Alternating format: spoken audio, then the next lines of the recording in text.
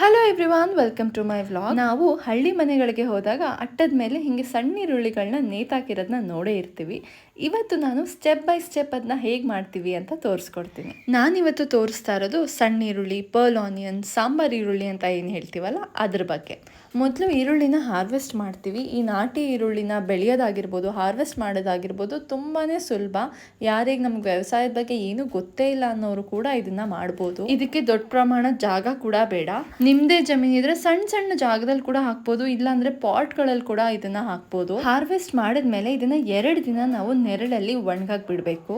ನೆರಳಲ್ಲಿ ಯಾಕೆ ಒಣಗಿಸ್ಬೇಕು ಅಂತಂದ್ರೆ ಈರುಳ್ಳಿ ಒಣಗದ್ ಬೇಡ, ಆದ್ರೆ ಈರುಳ್ಳಿ ಜುಟ್ಟಿರತ್ತಲ್ಲ ಅದು ನಮ್ಗೆ ಕ್ಲೀನ್ ಆಗಿ ಒಣಗಿರ್ಬೇಕು.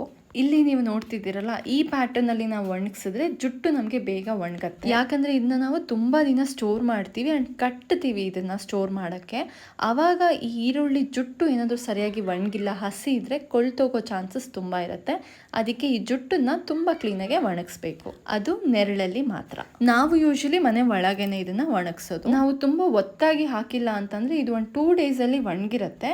ಇದನ್ನ ನಾವು ಅತಿಯಾಗಿ ಕೂಡ ಒಣಗಿಸಬಾರ್ದು, ಯಾಕಂದ್ರೆ ಗಂಟು ಹಾಕುವಾಗ ಜುಟ್ಟು ಉದ್ರೋಗುತ್ತೆ. ಅವಾಗ ಗಂಟು ಹಾಕಕ್ಕೆ ಕ್ಲೀನಾಗಿ ಜುಟ್ಟು ಸಿಗಲ್ಲ. ನಮಗೆ ಗಂಟು ರೆಡಿ ಮಾಡಕ್ಕೆ ಅಪ್ಪ ಅವತ್ತು ಸಿಗ್ಲಿಲ್ಲ ಅಂತ ನಾವೀಗ ಸಣ್ಣ ಸಣ್ಣ ಗಂಟನ್ನ ಮಾಡಿ ಇಟ್ಟಿದ್ದೀವಿ. ಅಕಸ್ಮಾತ್ ನಿಮ್ಗೆ ದೊಡ್ಡದ್ ಗಂಟು ಮಾಡ್ಲಿಕ್ಕೆ ಬರುತ್ತೆ ಅಂತ ಅಂದ್ರೆ ಒಣಗಿಸಿದಿಂದ ಅಲ್ಲೇ ತಗೊಂಡು ನಾವು ಗಂಟನ್ನು ಕೂಡ ರೆಡಿ ಮಾಡ್ಬೋದು. ಬಟ್ ನಮಗೆ ಬರಲ್ಲ ಅಂತ ನಾವು ಹಿಂಗೆ ಸಣ್ಣ ಸಣ್ಣ ಗಂಟನ್ನ ರೆಡಿ ಮಾಡಿರ್ತೀವಿ.